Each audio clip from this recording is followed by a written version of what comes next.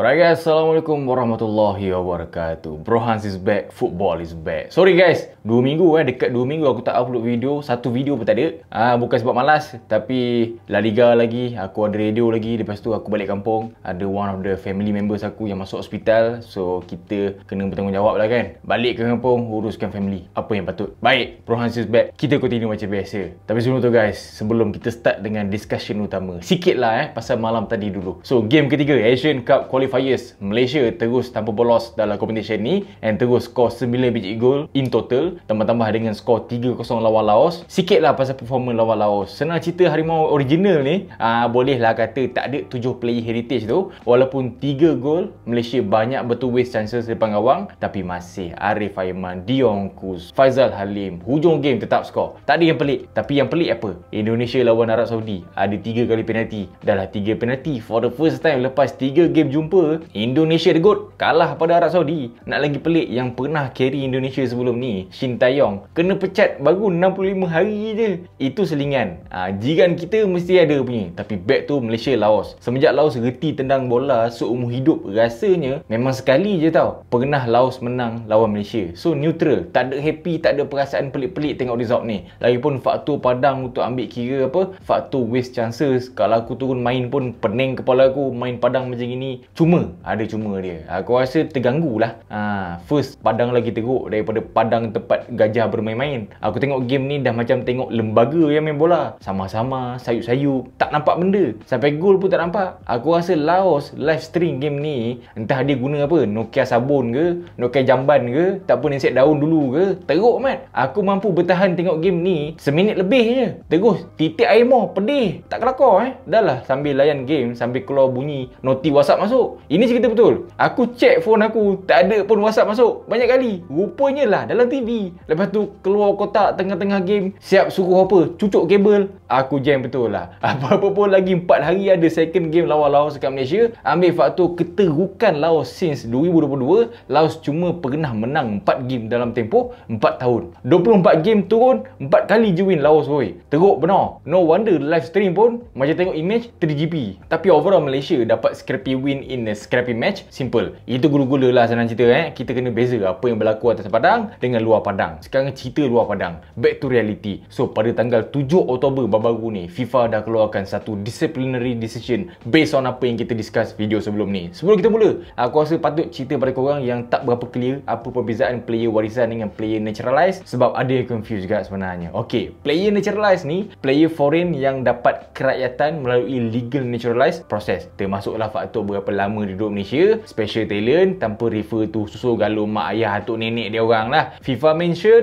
player naturalized boleh bermain untuk satu-satu negara, janji 5 tahun straight dia tinggal di negara tersebut. Overall untuk naturalized ni, FIFA benarkan and fokus pada residency, bukan susul galur. Contoh Mamadou Soumaré, Romeo Morales, itu contoh naturalized player. Simple, pimple, clear. Warisan player, heritage player, player foreign yang qualify bermain untuk Malaysia melalui faktor susul galur. Kalau follow FIFA eligibility artikel 6, FIFA benarkan player warisan ni kalau dia sendiri lahir dekat negara tu, tak pun parent dia lahir di negara tu, paling minimum tok nenek dia kena lahir di negara tu ataupun tinggal lebih daripada 5 tahun dalam negara tu. So untuk heritage player ni, tok nenek adalah kunci utama. Dokumen asli mesti disubmit untuk buktikan taraf susul galur. Contoh player warisan sebelum ni, Brandon Gunn, Matthew Davis dengan Dion Kus. Tak perlu panjang-panjang fikir, kita tengok ketiga-tiga nama yang aku sebut tadi berapa lama proses dia ambil, which is slow and steady. Tapi macam mana 7 player warisan baru ni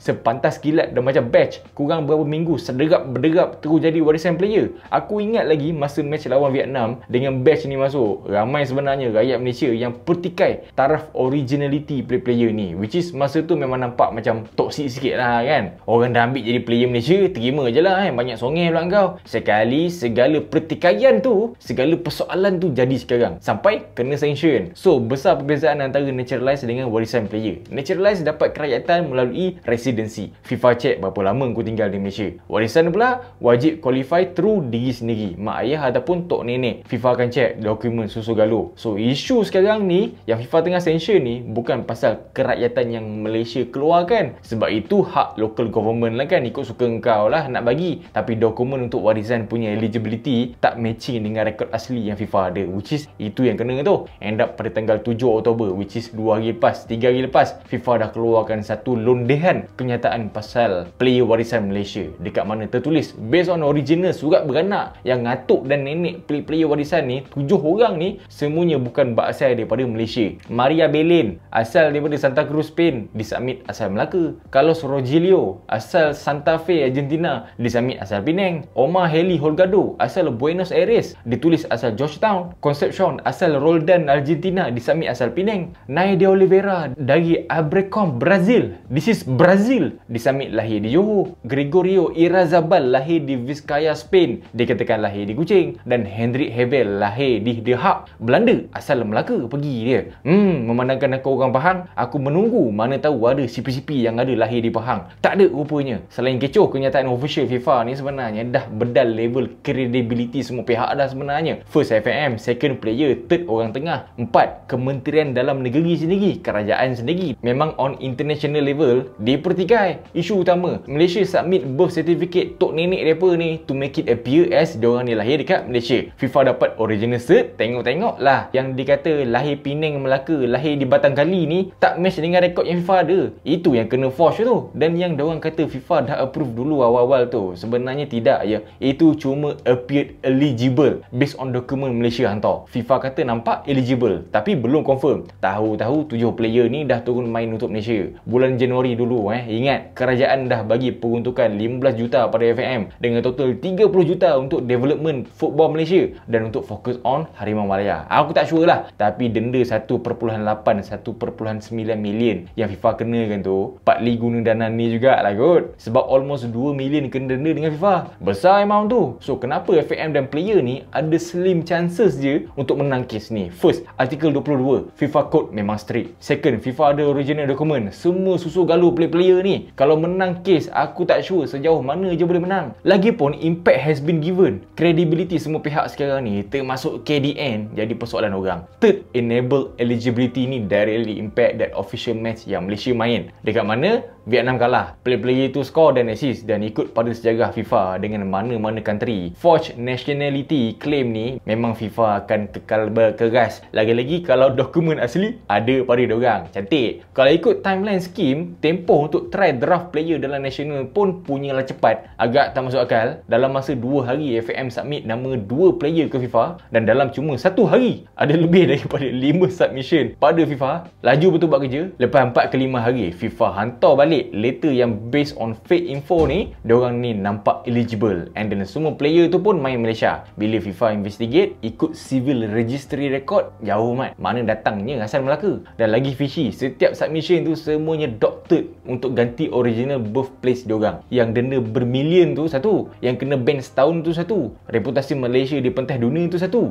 Legal and admin appeals will likely fail sebab buktinya tak matching. So selepas apa yang terjadi, aku nampak banyak pihak yang try to defend tak pun escape daripada fault. Macam biasa, tak ada yang pelik. Aku ada tengok parlimen semalam, kata KDN based on record ada 23 player naturalized since 2018. Yang aku tahu menteri KDN guna kuasa menteri untuk bagi kerakyatan. Paling best mungkin decision ni dibuat dalam keadaan rushing untuk sesimpel itu bagi kerakyatan, sebab mahir macam mana pun satu-satu individu untuk apply as Malaysian, KDN sepatutnya check lah adakah decision yang KDN buat ni selepas dapat kerakyatan ni, individu tu match ke tidak dengan syarat antarabangsa macam FIFA. Kalau aku as rakyat marhain pun boleh check FIFA ruling, takkan kementerian tak boleh? Dan macam mana sebenarnya KDN tapis susu galur player ni dan pengesahan dokumen? Aku tak rasa dengan semudah dapat je apa dokumen yang ada terus approve. Ui, Ferrari sangat tu, laju benar. Bagi aku ini antara loophole akta warga negara kita sekarang And sekarang ni based on parlimen, aku tengok semalam player ni dapat kerakyatan memang apa? Ikut buku ikut buku. Pening kepala aku. Dan bab admin mistake tu pun satu. FIM kata staff member ada submit dokumen daripada agent, bukan daripada NRD. So appeal yang tengah berjalan sekarang ni, diorang submit balik guna NRD. Kalau ikut Malaysia law, memang nampak legit lah. Sebab atas kuasa menteri dapat kerakyatan. Tapi untuk global organisation macam FIFA, itu semua cubaan scam tu. Lagi-lagi tak pernah main di Malaysia, mungkin tak pernah tinggal di Malaysia, diri sendiri, mak ayah, atuk nenek tak ada seorang pun lahir kat Malaysia, tiba-tiba terus dapat label player warisan Malaysia. So overall makin lama makin banyak persoalan, makin lama makin banyak pihak yang try to escape from the blame. Sebab tu aku suggest korang janganlah cari blame, sebab memang takkan jumpa. Korang ambil info ni, korang nilai. Sebab at the end of the day, FM sahaja yang bersuara, yang layak bersuara dan boleh bersuara, since FIFA hanya akan deal dengan FM only. Tu je channel dia. Kalau kau tanya aku bukan side dalam mana-mana menyalahkan mana-mana pihak. Aku discuss bola, so aku akan follow FIFA ruling sahaja yang dah stated sejak dahulu kala. Simple as that. FIFA ada rule legit, so follow. Sekarang bila FIFA dah manually verified, dengan Malaysia pun tak pernah terima birth cert asal tok nenek diorang yang lahir kat Malaysia,